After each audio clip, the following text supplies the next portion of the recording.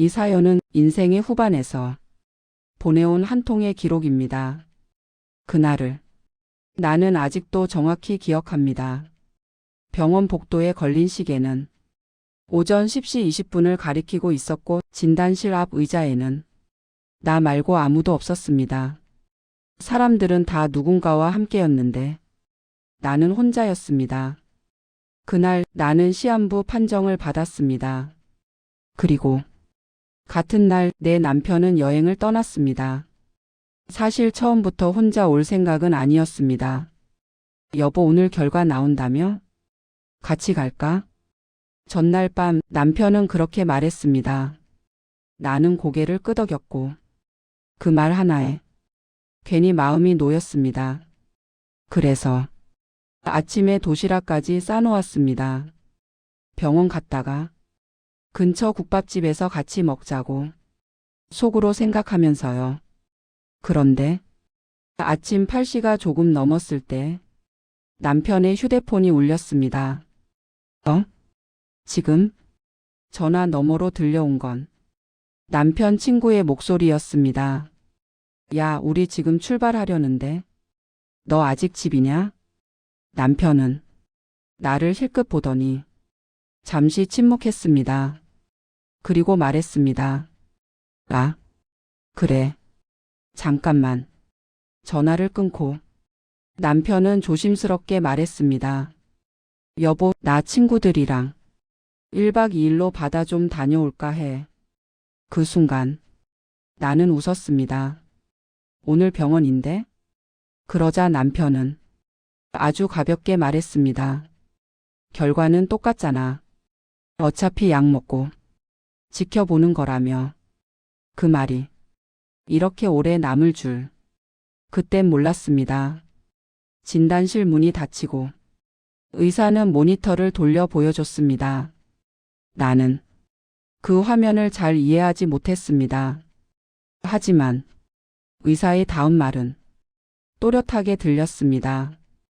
현재로서는 완치보다는 치료를 통해 시간을 벌어야 하는 상태입니다. 시간을 벌어야 한다는 말이 무슨 뜻인지 나는 알고 있었습니다. 얼마나 남았나요?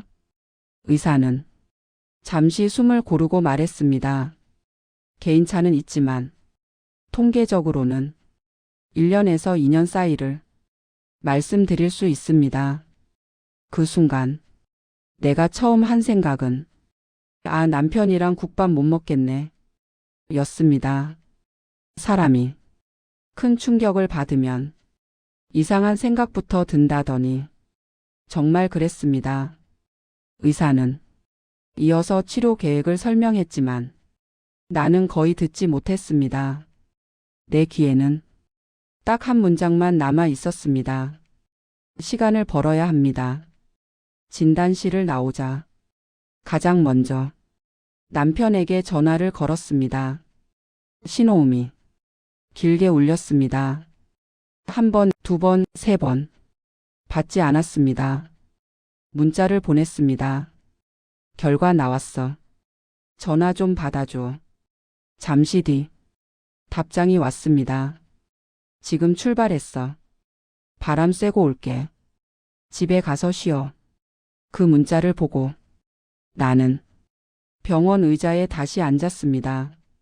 주변에서는 누군가 울고 있었고 누군가는 보호자와 작게 이야기를 나누고 있었습니다.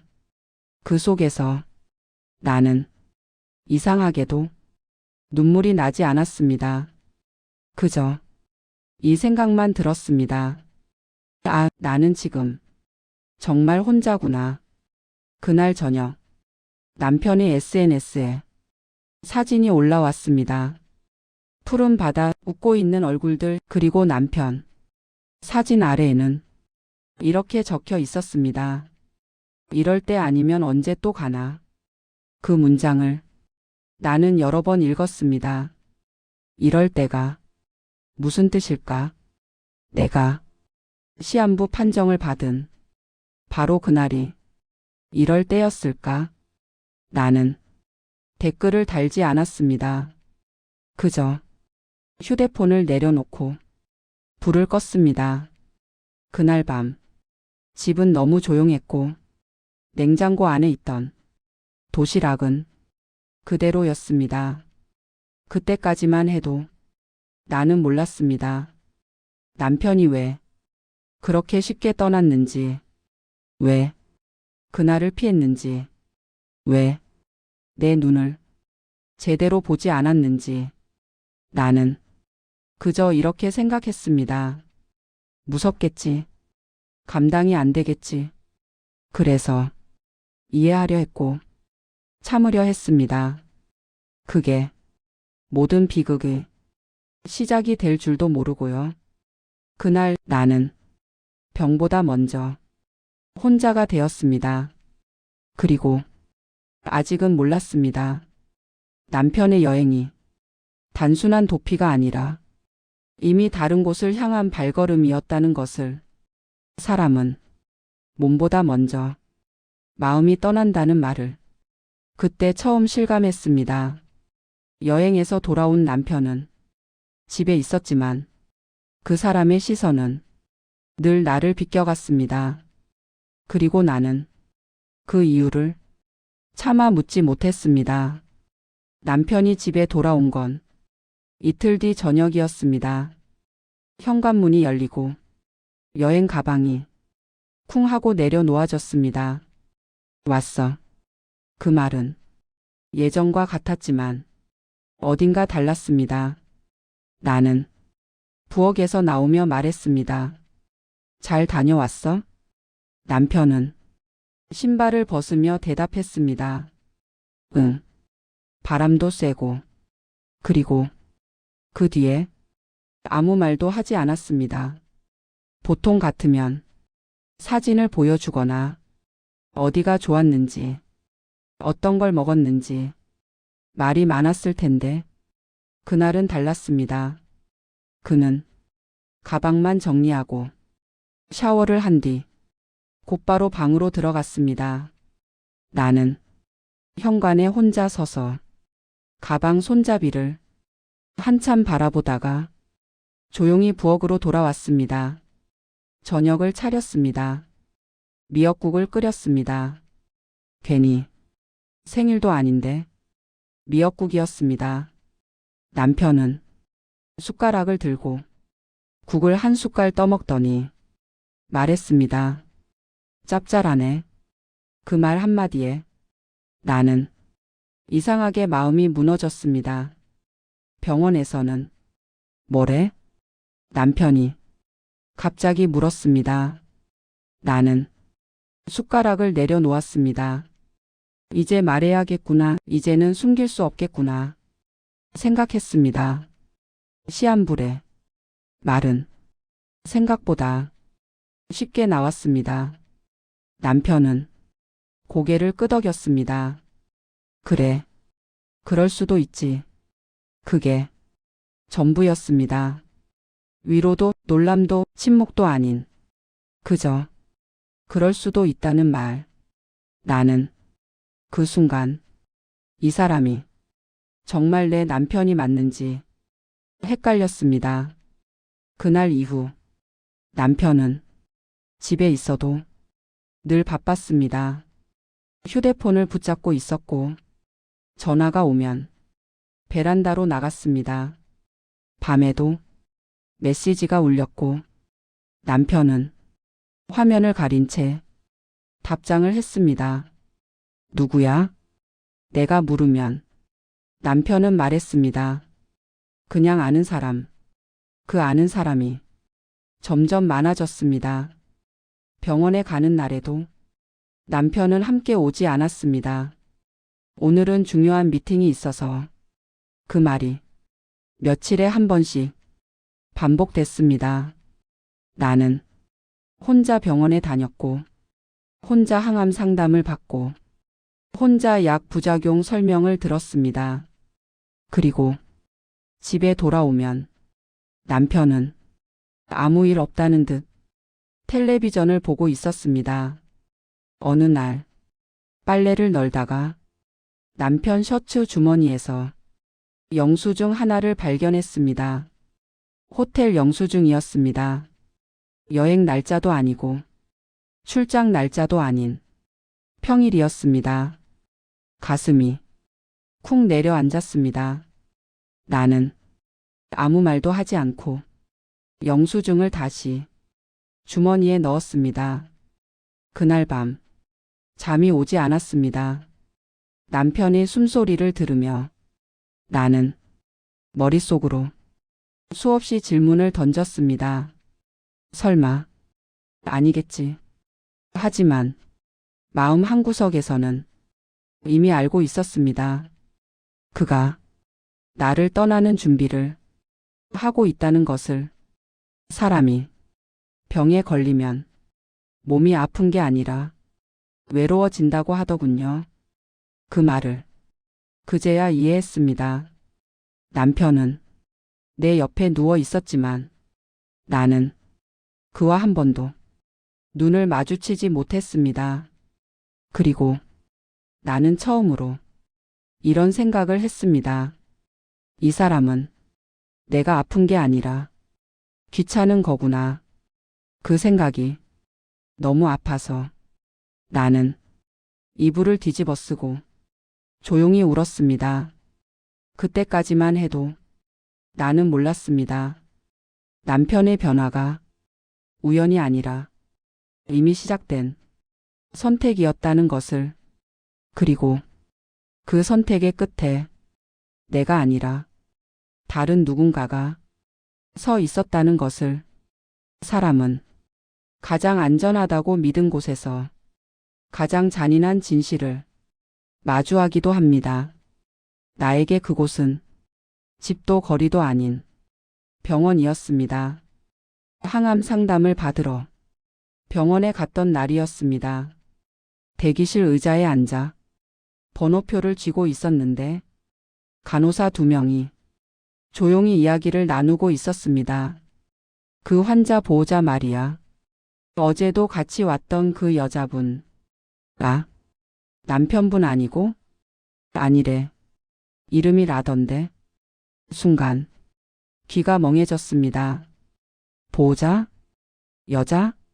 나는 고개를 들었고 그녀를 보았습니다. 내 남편 옆에 앉아 서류를 정리하고 있던 여자. 그 여자의 이름을 그날 처음 들었습니다. 나는 바로 남편에게 다가가지 못했습니다. 혹시 내가 잘못 본 건 아닐까? 혹시 오해일까? 스스로를 말리며 의자에 앉아 있었습니다.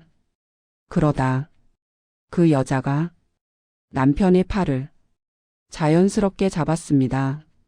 너무 익숙한 손짓이어서 나는 숨이 막혔습니다. 남편은 그 손을 뿌리치지 않았습니다. 그 순간 내가 믿고 있던 모든 시간이 무너졌습니다. 나는 조용히 병원을 나왔습니다. 항암 상담은 그날 받지 않았습니다. 버스를 타고 집으로 돌아오는 길에 창밖만 바라봤습니다. 사람들은 다들 바쁘게 자기 인생을 살고 있었고 나만 시간이 멈춘 것 같았습니다. 나는 곧 죽을 사람인데 그런 생각이 머릿속을 떠나지 않았습니다. 그런데 이상하게도 분노보다 먼저 허탈함이 왔습니다. 내가 이렇게 아픈데 그 사람은 이미 다른 사람의 보호자가 되어 있었다는 사실이. 그날 밤 남편이 늦게 들어왔습니다. 나는 아무 말 없이 거실에 앉아 있었습니다. 오늘 병원은? 그가 물었습니다. 당신이 보호자 데리고 온 날이었지. 남편의 얼굴이 굳었습니다. 봤어? 나는 고개를 끄덕였습니다. 잠시 침묵 후 남편은 말했습니다. 그 사람 그냥 도와주는 거야. 뭘? 내가 힘들어서 그 말에 나는 웃음이 나왔습니다. 그럼 나는? 남편은 대답하지 않았습니다. 잠시 후 남편이 작게 말했습니다. 당신도 알잖아. 이병 오래 못 간다는 거. 그 말은 칼처럼 꽂혔습니다. 그래서 미리 준비하는 거야? 남편은 아무 말도 하지 않았습니다. 그 침묵이 모든 대답이었습니다. 그날 밤 나는 처음으로 죽음이 아니라 삶을 생각했습니다. 나는 이렇게 끝나고 싶지 않다. 병이 내 인생을 가져갈 수는 있어도 배신까지 허락할 수는 없었습니다. 나는 침대에서 일어나 거울 앞에 섰습니다. 살이 빠진 얼굴, 지친 눈. 하지만 아직 살아 있었습니다. 그날 이후 나는 남편의 아내가 아니라 나 자신의 편이 되기로 했습니다. 사람들은 말합니다. 시한부 판정을 받으면 인생이 끝났다고. 하지만 나는 그날 알았습니다. 내 인생이 끝난 게 아니라 그 사람과의 관계가 끝났다는 것을. 다음 날 아침 나는 조용히 서랍을 열었습니다. 결혼할 때 넣어두었던 혼인신고서, 사본, 보험 서류, 그리고 남편 명의로 된 통장들. 그 위에 하얀 종이 한 장을 올렸습니다. 이혼 서류였습니다. 손이 떨렸지만 멈추지는 않았습니다. 나는 이미 너무 오래 멈춰 있었으니까요. 남편이 집에 들어왔을 때 나는 말했습니다. 이혼하자. 그는 잠시 웃었습니다. 지금 그럴 정신이야? 그래. 지금이라서 하는 거야. 남편은 한숨을 쉬며 말했습니다. 당신 이병 때문에 예민해진 거야. 그 말에 나는 처음으로 단호하게 말했습니다. 아니, 이병 덕분에 눈이 뜨인 거야. 며칠 뒤 모든 것이 드러났습니다. 그 여자는 남편의 회사 후배였고 이미 몇 년 전부터 관계가 이어지고 있었습니다. 여행도 병원 보호자도 우연이 아니었습니다. 남편은 내가 쓰러지기 전부터 이미 나를 떠날 준비를 하고 있었던 겁니다. 나는 그 사실 앞에서 이상하게도 울지 않았습니다. 그날 의사가 말했습니다. 치료를 시작하면 시간은 더 벌 수 있습니다. 나는 고개를 끄덕였습니다. 하지만 그 순간 깨달았습니다. 시한부보다 더 무서운 건 사랑 없는 관계에서 하루하루 썩어가는 것이었다는 걸. 나는 살기로 선택했습니다. 단 누군가의 아내가 아니라 나 자신으로. 첫 항암날 나는 혼자 병원에 갔습니다. 누군가는 그게 불쌍하다고 했지만 나는 처음으로 숨이 편했습니다. 아무 눈치도 아무 기대도 없이 오직 나만을 위해 의자에 앉아 있었습니다. 간호사가 물었습니다. 보호자분은요? 나는 말했습니다. 제가 제 보호자예요. 나는 이병이 나를 데려갈지 아직 모릅니다. 하지만 확실한 건 이병이 나를 살려줬다는 겁니다. 사랑이라 믿었던 집착, 배려라 착각했던 희생, 그리고 나를 지워버린 결혼에서 나를 꺼내줬으니까요. 시한부 판정을 받던 날 남편은 여행을 떠났습니다. 하지만 그날 이후 나는 나에게로 돌아왔습니다. 이 이야기는 병에 대한 이야기가 아니라 한 여자가 자기 인생을 되찾은 이야기입니다. 나는 아직 살아 있습니다. 그리고 이번엔 나를 위해 살 겁니다. 사람들은 말합니다. 시한부 판정을 받으면 인생이 끝난다고. 하지만 나는 그날 알았습니다. 끝난 건 내 인생이 아니라 그의 연기였다는 걸. 다음 날 아침 남편은 아무 일 없다는 듯 출근 준비를 했습니다. 나는 조용히 식탁 위에 서류 한 장을 올려두었습니다. 이게 뭐야? 이혼 서류야. 남편은 웃었습니다. 지금 농담할 때야? 나는 지금이 제일 진지해. 남편의 표정이 처음으로 흔들렸습니다. 당신 지금 아프잖아. 그래서 더 빨라야 해. 그는 내가 울며 매달릴 거라 생각했을 겁니다. 하지만 나는 울지 않았습니다. 남편은 목소리를 낮췄습니다. 현실적으로 생각해. 내가 없으면 당신 혼자 감당할 수 있어? 그 말에 나는 고개를 들었습니다. 그 여자는 당신이 아플 때도 곁에 있어 줄 거야? 남편은 잠시 침묵하다가 말했습니다. 그 사람은 나를 이해해. 그 말이 모든 걸 말해 주었습니다. 나는 병보다 그 말이 더 아팠습니다. 며칠 뒤 나는 혼자 병원에 갔습니다. 이번엔 도망치지 않았습니다.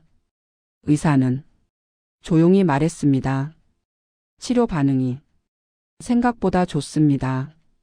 나는 의사의 말을 몇 번이나 되물었습니다. 시한부 아닌 건가요? 처음 진단보다 훨씬 가능성이 있습니다. 병원 창문 밖으로 햇빛이 들어오는데 그날 처음으로 숨이 쉬어졌습니다. 나는 그 자리에서 남편에게 전화를 걸지 않았습니다. 그는 이 소식을 들을 자격이 없었습니다. 며칠 뒤 모르는 번호로 문자가 왔습니다. 당신 남편과 이야기하고 싶어요. 그 여자는 차분한 척 말했지만 불안이 묻어 있었습니다. 나는 짧게 답했습니다. 이미 끝났어요. 그 뒤로 연락은 오지 않았습니다. 나중에 알았습니다. 남편이 그 여자에게도 같은 말을 했다는 걸. 곧 자유가 된다고. 남편은 결국 그 여자와 여행을 떠났습니다. 그가 떠난 사이 나는 변호사를 만났고 재산 정리도 끝냈습니다. 남편이 돌아왔을 때 집은 이미 비어 있었습니다. 남겨진 건 이혼 통지서와 한 문장뿐이었습니다. 나는 살아남았고 당신은 선택받지 못했습니다. 치료는 힘들었습니다. 머리카락도 빠지고 몸은 말랐습니다. 하지만 나는 매일 살아 있었습니다. 혼자 밥을 먹고 혼자 병원에 가고 혼자 웃는 법을 배웠습니다. 이상하게도 그 시간이 가장 평온했습니다. 시한부 판정을 받던 날 남편은 여행을 떠났습니다. 그날 나는 버려졌다고 생각했습니다. 하지만 지금은 압니다. 그날은 내가 나를 되찾은 날이었습니다. 죽음보다 더 무서운 건 존엄을 잃고 사는 것이니까요. 나는 아직 살아있고 앞으로도 살아갈 것입니다. 이 이야기가 당신의 마음 어딘가에 조금이라도 닿았다면 구독과 좋아요로 조용히 함께 해주세요. 당신의 한 번의 선택이 다음 이야기를 이어가게 합니다.